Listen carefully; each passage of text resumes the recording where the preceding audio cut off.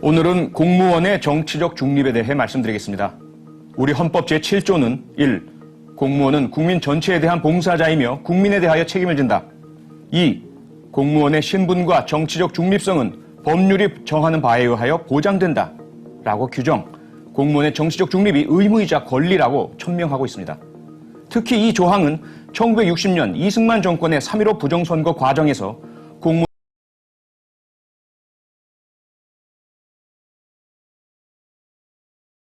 공무원 역시 국민으로서 정치적 자유 및 정치적 권리를 가집니다. 법에 의해 금지되지 않는 정치적 행위와 표현을 할 수 있습니다. 투표권과 정치적 표현의 자유가 가장 대표적입니다.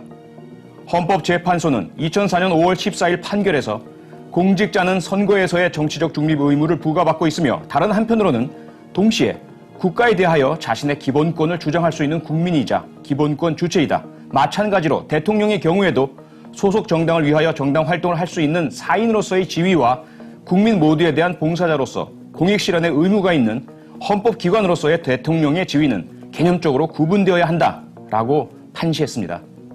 그런데 지난 대선을 둘러싸고 불거진 국정원과 경찰의 박근혜 후보 지지 여론 조작과 대선 개입 사건에 이어 군과 재향군인회, 보훈처 등 정부 기관이나 산하 단체들의 조직적이고 불법적인 정치 개입, 선거 개입 의혹이 불거지고 있습니다.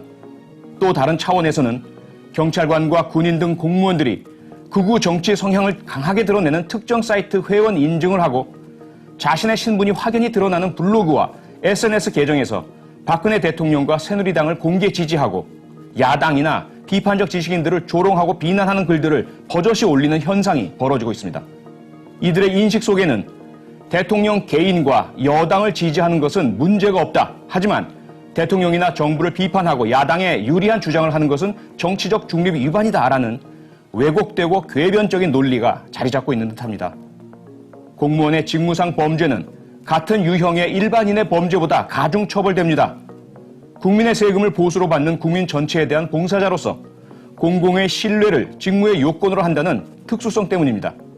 그런데 대선 과정에서 모 가수가 박근혜 후보의 아들이라는 트윗을 몇 차례 올린 50대 아주머니는 구속되고 대선 후보에 대한 풍자 예술 작품을 게시한 예술가는 처벌하면서 조직적이고 노골적으로 박근혜 후보와 새누리당 편을 든 국정원과 경찰, 군, 보훈처 관계자들에게는 면죄부를 주고 있습니다.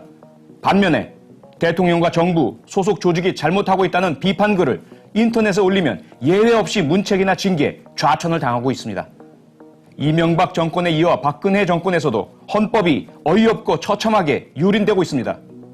공무원들이 정치적 노예와 시녀로 동원되고 길들여지고 있습니다. 헌법을 유린하고 무시하는 자는 결코 대통령이나 정부기관의 장에 자격이 없습니다.